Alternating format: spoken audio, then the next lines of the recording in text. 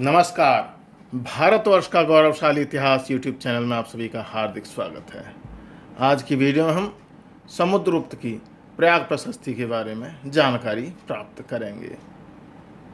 प्रयाग प्रशस्ति 35 फुट ऊंचे पत्थर के एक गोल स्तंभ पर अंकित है, जो प्रयागराज अर्थात इलाहाबाद में गंगा यमुना के तट पर स्थित मुगलकालीन दुर्ग के भीतर अवस्थित है। मूल रूप में संभवतः यह कौशाम्बी अर्थात आधुनिक कोसम में स्थित था, जो प्रयागराज के लगभग 40 किलोमीटर दूरी पर पश्चिम की ओर यमुना के तट पर स्थित था। वहाँ से मुगल बादशाह अकबर के समय इसे लाकर वर्तमान स्थल पर खड़ा किया गया।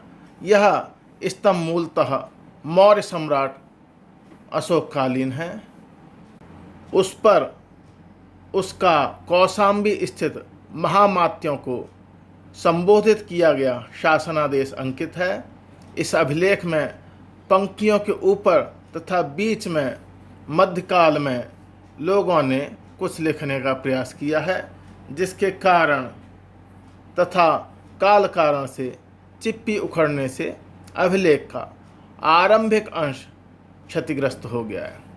इस अभिलेख को सर्वप्रथम 1834 ईस्वी में बंगाल एशियाटिक सोसाइटी के जर्नल में कप्तान ए ट्रायर ने प्रकाशित किया था। उसके बाद W.H. मिल, जेम्स प्रिंसेप, भाऊदाजी ने समय समय पर अपने अपने पाठ प्रस्तुत किए। अंततोगत्वा जॉन फेथफुल फ्लीट ने व्यवस्थित रूप से इसका संपादन किया, जो कॉर्पस इंस्क्रिप्शन इंडिकेरम वॉल्यूम 3 में प्रकाशित है। समुद्रगुप्त की प्रयाग प्रशस्ति का संक्षिप्त परिचय इस प्रकार है। इसका नाम प्रयाग प्रशस्ति या समुद्रगुप्त का प्रयाग स्तंभ लेख है, या समुद्रगुप्त का इलाहाबाद स्तंभ लेख, अथवा इसे हर्षेण का अभिलेख भी कहा जाता है।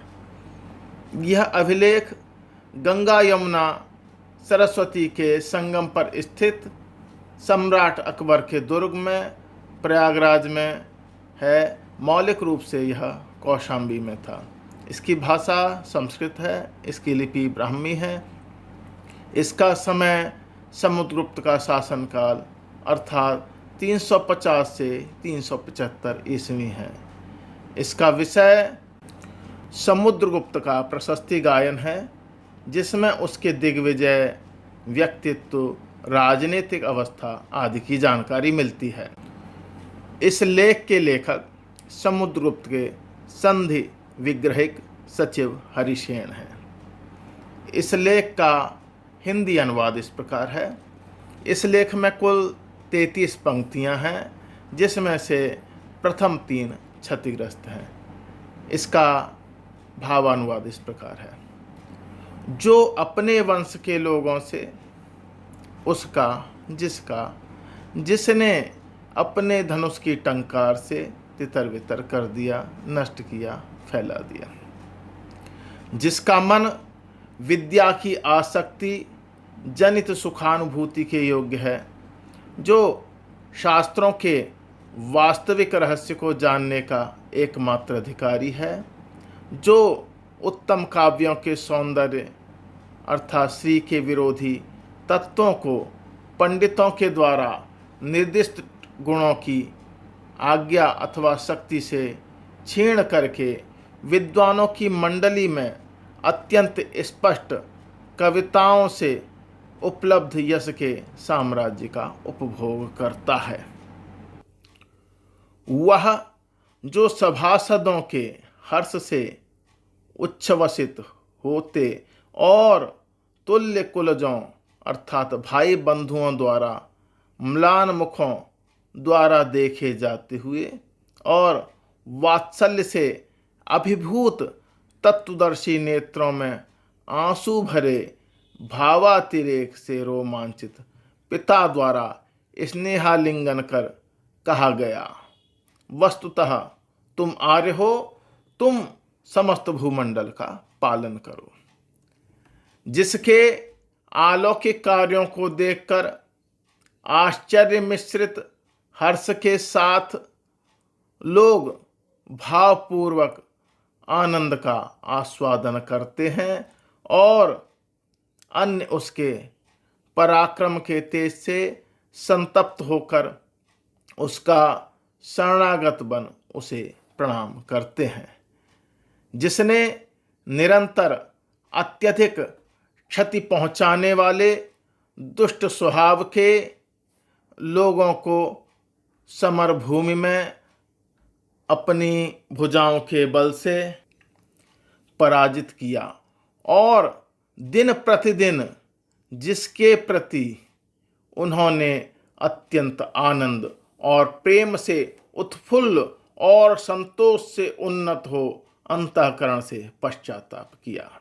जिसने अपनी भुजाओं के अपार बल के वेग से अकेले ही क्षण मात्र में संयुक्त रूप से आए अच्युत, नागसेन, गणपति आदि का उन्मूलन कर दिया और पुष्पुर नगर में उत्सव मनाते हुए तट हुए कोतकुल में उत्पन्न राजा को अपनी शक्ति से बंदी बनाया अर्थात दंड दिया।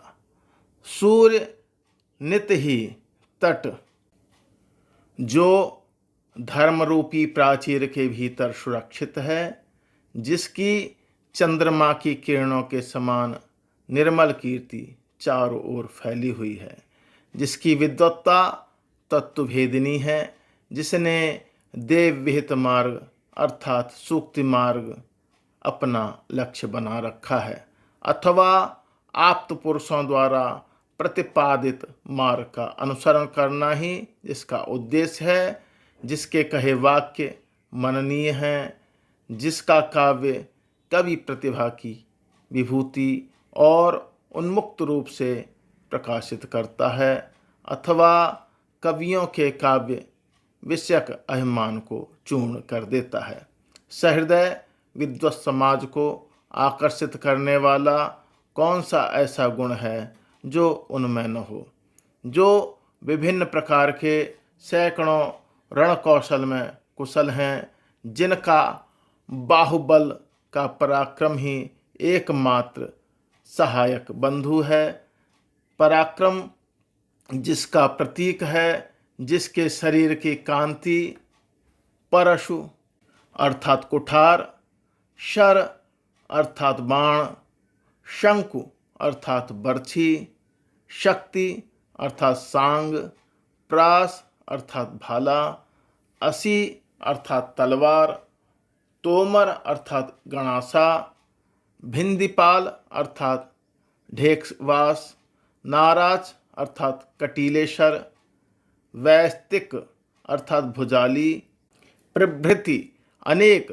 शस्त्रास्त्रों से लगे सैकड़ों गंभीर घावों के निशानों से संवर्धित शोभा समूह के कारण द्विगुणित हो रही है, जिसका प्रताप कौशल के राजा महेंद्र, महाकांतार के राजा व्याघ्रराज, कौराल के राजा मंटराज, पिष्टपुर के राजा महेंद्रगिरी, कोट्टूर के राजा स्वामीदत्त, एरंडपल्ल के राजा दमन, कांची के राजा विष्णुगोप, अवमुक्त के राजा नीलराज, वेंगी के राजा हस्तिवर्मा, पालक के राजा उग्रसेन, देवराष्ट्र के राजा कुबेर, कुलस्थलपुर के राजा धनंजय आदि दक्षिण भारत के राजाओं को बंदी बनाकर मुक्त कर देने की उदारता से परिपूर्ण है, जिसने रुद्रदेव, मतिल, नागदत्त, चंद्रवर्मा, गणपति नाग, नागसेन, अच्युत, नंदी, बलवर्मा आदि आर्यावर्त देश के विभिन्न राजाओं को बलपूर्वक उन्मूलन कर अपने प्रताप का विस्तार किया, जिसने समस्त आठविक राजाओं को जीतकर अपना सेवक बनाया, जिसने समतट, डवाक, कामरूप, नेपाल, कर्तपुर, सीमांत प्रदेश के राजाओं तथा मालव, अर्जुनायन, यौधेय, मद्रक, आभीर, प्रार्जुन, सनकानिक, काक, खरपरिक आदि जनराज्यों को सभी प्रकार का कर देने, राजाज्ञा का पालन करने, राजधानी में प्रणाम करने के लिए आने और अपने प्रचंड शासन अर्थात आदेश को पूर्ण रूप से पालन करने के लिए बाध्य किया, जिसका शांत यश अर्थात कीर्ति के कारण साम्राज्य पराजित राजवंशों को फिर से अपने अपने राज्य में प्रतिष्ठित करने के कारण विस्तृत भूमंडल के यात्रा से थकित अर्थात व्याप्त है, जिसके सम्मुख देवपुत्र, शाही, शाहानुशाही, शक, मुरुंड, सिंघल आदि सभी द्वीपवासी जातियों के राजाओं ने आत्मसमर्पण कर अपनी कुमारी कन्याओं को उपहार स्वरूप देकर विवाह किया और अपने प्रादेशिक शासनाधिकार के उपभोग के निमित्त गरुड़ लांछन से युक्त राज की आज्ञा पत्र की याचना की, जिसने अपने भुजबल के प्रसार से सकल भूमंडल को समतल अर्थात धरणीबंध कर दिया, जिसका संपूर्ण जगत में कोई प्रतिस्पर्धा नहीं रहा, जो अपने शताधिक सदाचरणों से विभूषित है, जो विविध गुणों का निधान है, जिसने अन्य भूपतियों के यश को अपने पैरों तले रौंद डाला है, जो सज्जनों के अभ्युदय और दुर्जनों के विनाश का कारण है, जिसका कोमल हृदय श्रद्धा से नतमस्तक लोगों के वशीभूत हो जाता है, जो मृदु अर्थात दयालु अनुकंपावान है, जिसने लाखों गायें दान में दी हैं, जो दुखी, दरिद्र, असहाय और आर्तजनों के उद्धार रूप यज्ञ में दत्तचित्त है, जो कल्याण का ज्वलंत प्रतीक है, जो पराक्रम में कुबेर, वरुण, इंद्र और यम के समान है, जिसके राज कर्मचारी उसके बाहुबल से विजित राजाओं के वैभव पुनर्स्थापन में सदैव लगे रहते हैं,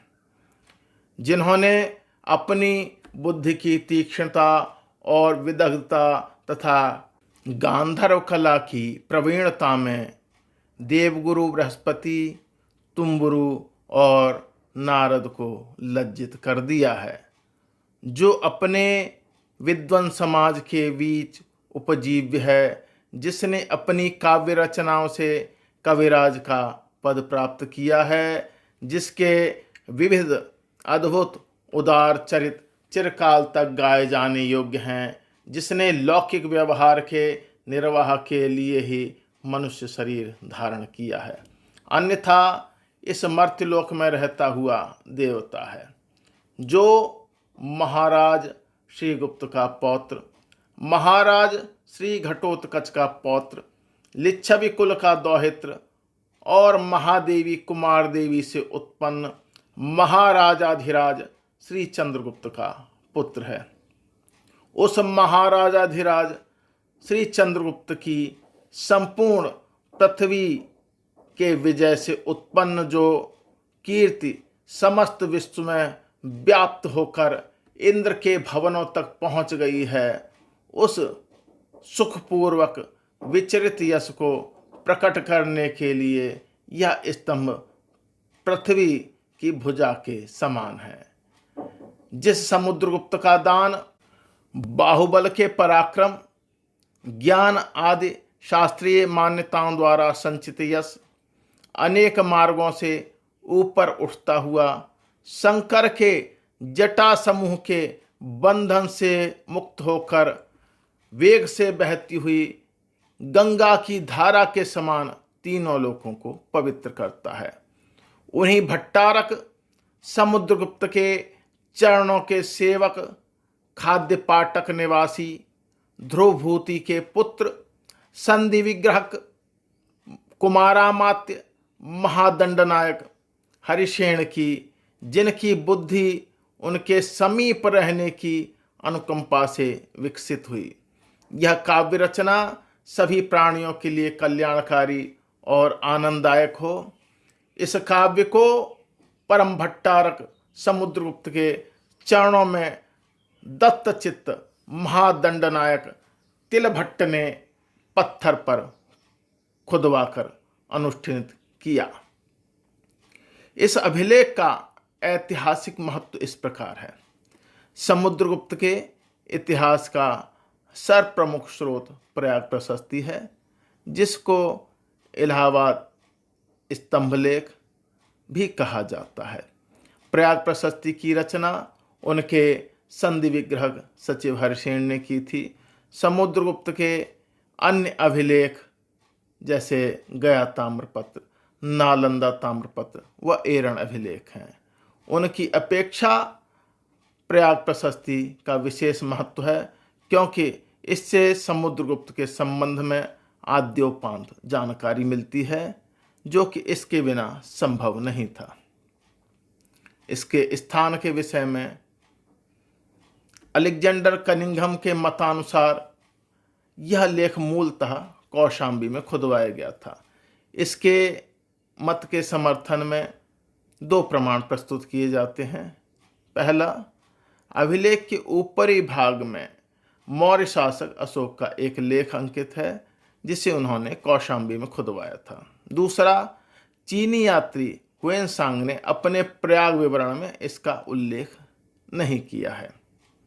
मुगल बादशाह अकबर ने इसे कौशाम्बी से मंगाकर इलाहाबाद के किले में सुरक्षित करा दिया।